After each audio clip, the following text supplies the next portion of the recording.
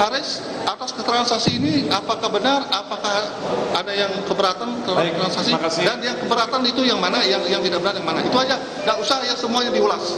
Kalau keberatan kan nanti saya tulis di kesimpulan. Ya, makan yang mana? Yang mana? Ya, saya cuma ingin menambahkan aja. Saya pikir terima kasih kepada saudara saksi Pak. Oh, ini mau bertanya? Ya, mau menegaskan aja. Enggak, jangan keterangannya tadi. tanggapan. Keterangan saksi yang tadi yang sudah diterangkan di sini, itu saudara setuju nggak? Atau ada keberatan atau ada yang salah? Ada yang saya setuju, ada yang tidak setuju. Yang tidak setuju, yang keberatan yang mana? Itu saja. Pertama soal ada beberapa.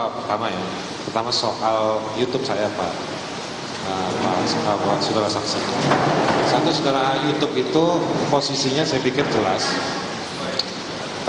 Saya adalah pengelola channel YouTube itu Pak Luhut. Jadi saya mengundang Fathia dan juga Owi, perwakilan dari 9 organisasi yang membuat desain. Kalau tadi Pak saudara saksi menyampaikan kenapa saya tidak mengakses Pak Luhut, saya bisa telepon, betul. Saya punya, kalau nggak salah nomor Pak Bapak ada sama saya. Jadi itu betul. Jadi saya bisa akses, tapi saya tidak akan mengakses Bapak karena itu bukan saya yang tulis. Itu yang nulis. Saudara tolong keterangannya ya, jangan saudara membuat pernyataan. Keterangan saksi tadi itu yang mana yang tidak benar? Ya, itu supaya saya mau, kan tadi ada yang betul, ada yang tidak betul. Iya, yang tidak betul. Yang tidak betul saya sampaikan itu. Ya. Satu. Yang kedua soal penjahat, dari semenjak awal surat somasi tidak ada kata soal tuduhan penjahat. Yang ketiga soal sekolah. Saya sekolah di 4 universitas, ambil hukum, ambil sosiologi, ambil filsafat, ambil hak asasi manusia. Alhamdulillah 3 bayar sendiri, yang 1 beasiswa. Jadi saya tidak pernah kuliah di Harvard atau dibayarin oleh saudara saksi. Yang ketiga soal saya minta saham. Saya sebetulnya keberatan, bahkan semenjak ini karena dipasang live, HP saya banyak dapat serangan, orang ngeledekin saya nggak tahu kenal siapa. Tapi intinya begini, Pak Ketua Majelis Hakim. Waktu saya menghubungi Pak Luhut Binsar Panjaitan, saksi kita sore ini, itu jam 5 pagi kalau nggak salah, saya telepon Bapak. Jam 5 pagi, saya minta waktu karena saya sebagai kuasa hukum masyarakat adat yang nama organisasinya, yayasannya Sinwaro. Orang-orang di Amungme yang tadi Pak Luhut bilang, saudara saksi bilang betul, itu yang hidup di sekitar wilayah lokasi tambang Freeport.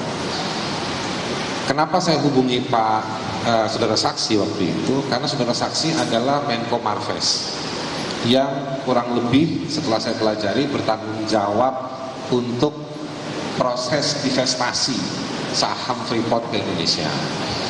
Saya sebagai kuasa hukum masyarakat adat ketemu situasi bahwa belum ada peraturan daerah untuk memastikan pembagian saham. Bukan saya minta saham, saya juga ngerti hukum dan saya memastikan itu. Makanya setelah kita upaya di level bupati kabupaten ini tidak berhasil, maka saya bilang sama klien saya, mari kita datang ke Pak Menko Marves.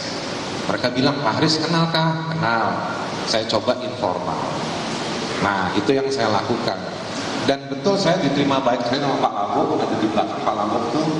Pak Lambok kita duduk, ditemani sama Pak Jody. Betul tadi saudara saksi bilang. Jadi memang kapasitas saya itu, bukan saya minta saham. Itu kan divestasi jadi tidak benar saudara minta saham, ya? Itu kan sahamnya BUMN. Jadi kalau saudara jaksa penuntut umum mencoba mengaitkan hal tersebut, yang mana sayangnya tidak ada di berita acara pemeriksaan di kepolisian materi ini, untuk seolah-olah mau membongkar motif, saya mau bilang, mohon maaf, Anda belum beruntung untuk mendalilkan bahwa saya punya motif seperti itu. Jadi saya betul peristiwanya, dan sampai sore hari saya tambahkan Pak Luhut, Pak Saksi, Pak Luhut jam 6 sore telepon saya. Dia sampaikan,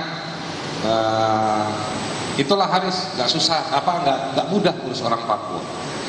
Saya tambahkan bahwa saya pernah ke rumah Pak Luhut, betul.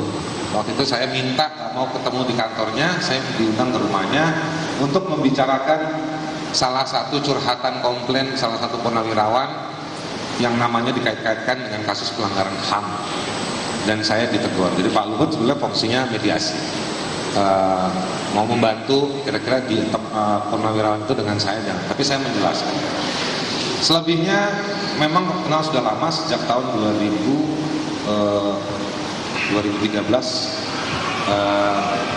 Pak Luhut juga minta saya bantu untuk pembebasan Kapol Papua ketika Bapak jadi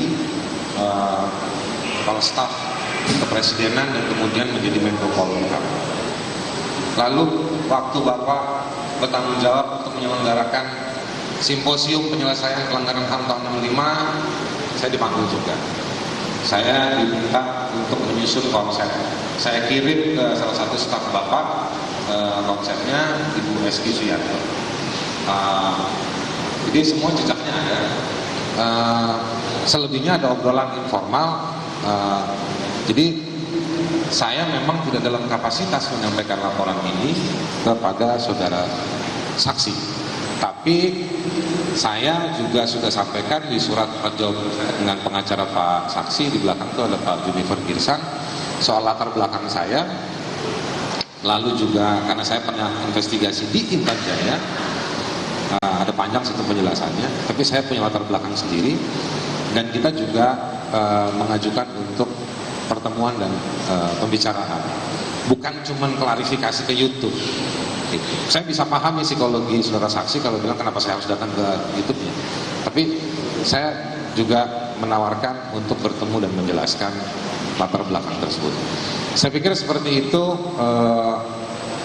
Majelis Hakim yang terhormat, terima kasih banyak pada proses hari ini. Meskipun saya punya banyak protes sama Bapak janganlah nyebut-nyebut perempuan sebagai simbol. Perempuan itu ngapain Pak? Ya, perempuan lebih kuat dari kita laki-laki. Terima kasih banyak.